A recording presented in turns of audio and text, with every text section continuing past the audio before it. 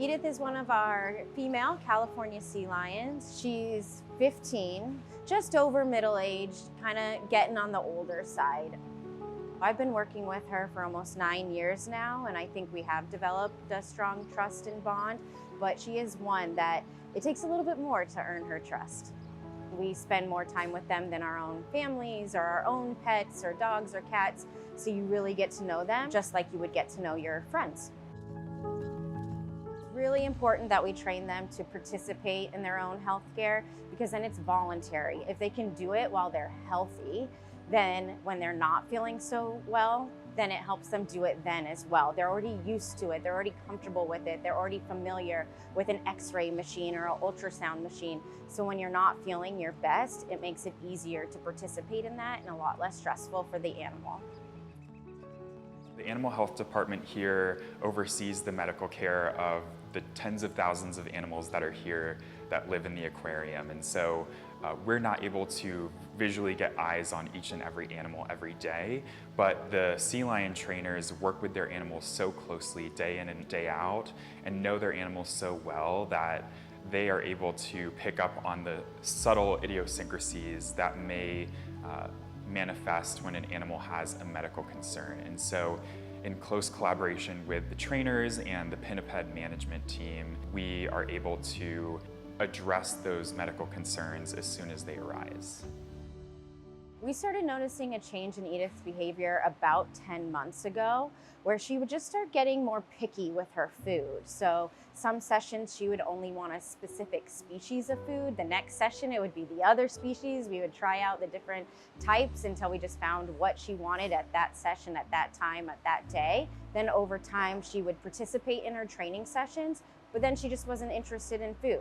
And then it escalated to maybe she didn't want to participate at all. And then it escalated again to kind of laying in the back of her habitat and not wanting to do much else other than sleeping.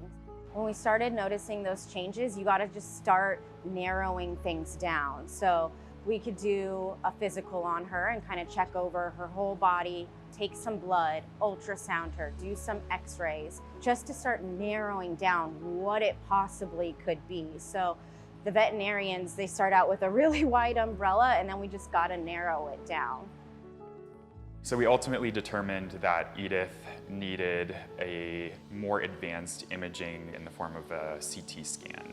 A CT scan works by essentially acting like a 3D X-ray, and you can see any evidence of masses or other abnormalities within the animal. Zoo Atlanta had just acquired a CT scan, so we, in collaboration with our partners at Zoo Atlanta, were able to organize a transport for Edith to undergo a CT scan within their hospital.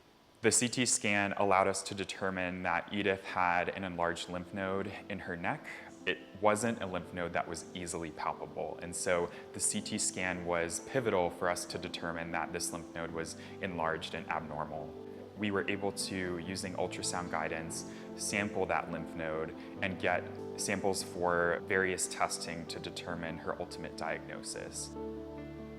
We sent those samples off to a veterinary clinical pathologist at the University of Florida, who, in looking at the samples, determined that her lymph node was unfortunately effaced with a highly aggressive metastatic carcinoma. So this is a type of cancer that sea lions commonly get.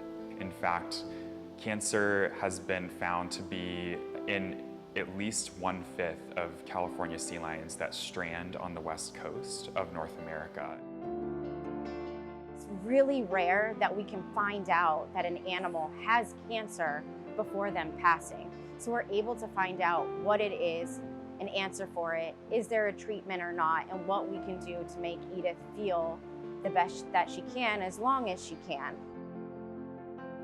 With her treatment, we're going to be doing long-term low-dose steroids to reduce any inflammation that may be occurring in her body to make her feel better.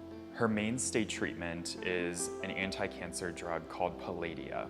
This is similar to other types of chemotherapy drugs that we use in veterinary medicine.